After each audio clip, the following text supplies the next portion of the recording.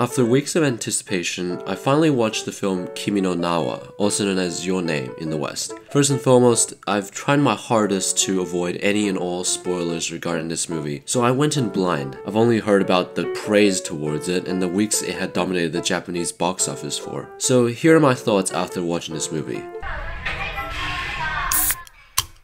らっしゃい、お兄ちゃん。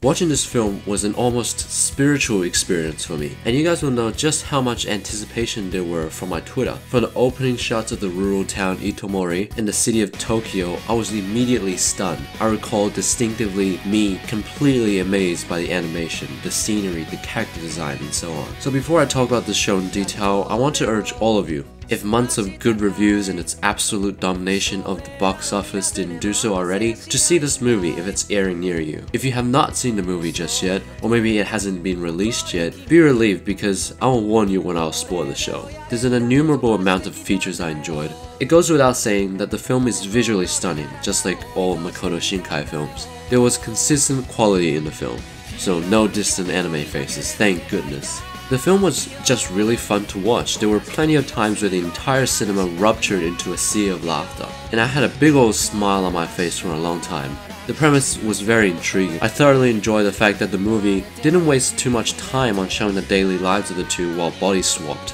In fact, they were able to establish a sort of system after a few occurrences. The voice acting was phenomenal. The nature of the show requires the voice actor to sound like the opposite gender, sometimes by the manner of speech. Mitsuha's voice actor was surprisingly capable of handling the task, even though Kimi no Na wa is one of her first animes to voice. And speaking of sound, the soundtrack was absolutely surreal. It perfectly complements the scenes. It's becoming one of my favorite anime OSTs. There were 3 points in the show where the song by Radwimps kicked in. They added to the excitement, the tension, as well as the drama of the show. And now, unfortunately, I will be spoiling parts of the show for you, and I urge you to see the film as soon as possible because, trust me, you don't want to miss this. The gag of Taki grabbing his boobs while in Mitsuha comes to mind when I want to think of a highlight. I remember the entire cinema laughing at all the times it occurs, and I'm just like, I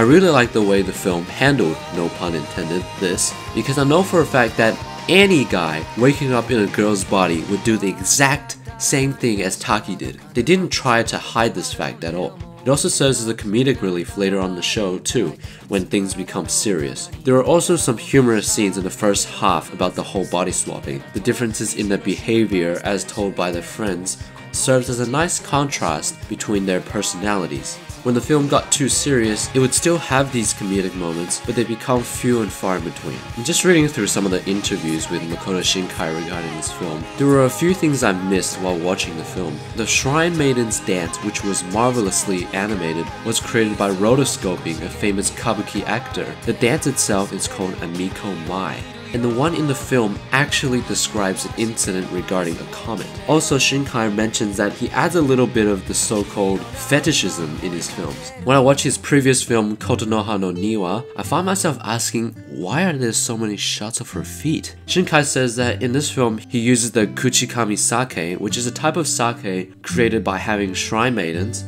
I mean it literally here because they must be virgins, chewing on rice, spitting it out, and letting it ferment. He does this in order for people to feel a bit of excitement, making their hearts skip a beat. There was another detail that I appreciated. There were a few subtle visual cues telling us that the two people's time were not in sync. Mitsuha's iPhone was an older model than Taki's. The differences in the timeline was initially confusing to me, since the show really hit it well. In the initial montage of the two doing their body swapping shenanigans, the film parallels the two in the same frame, leading me into assuming that they were happening at the same time.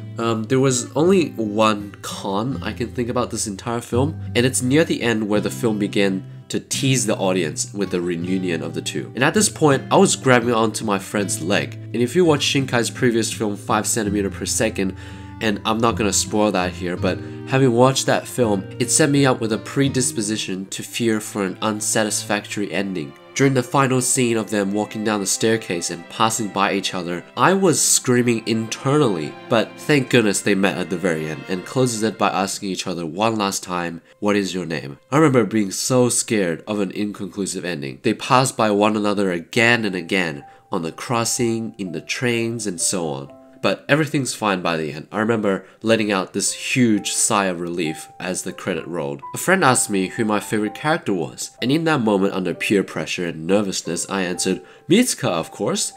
But deep down, I'm sure you viewers would know my favorite and the best girl is Okudera, aka the senpai at Taki's workplace. I don't know guys, it just ticks for me. And one of my favorite scenes in the film was when Mitsuha in Taki's body sewed her skirt. I freaking love these kind of moments. A doujinshi artist I follow on Twitter by the name of Ouso saw the film, and there was a scene where Mitsuha was running through the city trying to find Taki, and she got tired. She rested her legs and removed her shoe. It was on screen for maybe like half a second, and of course, my man right here illustrated the scene perfectly. Why did I mention this? Because I'm fucking into this. I've seen posts of people saying how watching Kimi no Na wa changed their life completely.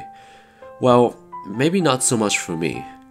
After giving it a few days to think about it, the message I can take away is this. The relationship we develop with others determine our actions and how we live our life. These relationships may be friendships, camaraderies, or romantic relationships. Shinkai made this film wanting people to know his name, hoping that more people would form a relationship with his films. And I think we can all agree that no matter what kind of relationship you have, it all starts with giving your name. Mitsuha and Taki struggle with their own situations throughout the film, but when they remember each other's name, they receive strength. Their relationship dissipates when they move on with their lives, forgetting each other's name. However, as the film concludes and they ask each other for their name one last time, only then their relationship can finally begin properly.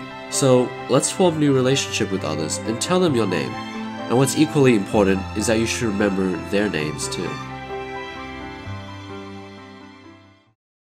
Or at least don't write I love you when she asks for your name, Taki, you dumbass. And these are my thoughts on the film. Please excuse me for my lack of content. There's this thing called hay fever, and I have it. It basically makes you feel like you have a cold all day. It also makes me feel unmotivated to make a video, but watching Kimi no Na wa pushed me to make an effort to make stuff for you guys. I have a video planned that I think you guys will enjoy coming soon. Anyways, thanks for watching. I'll see you next time.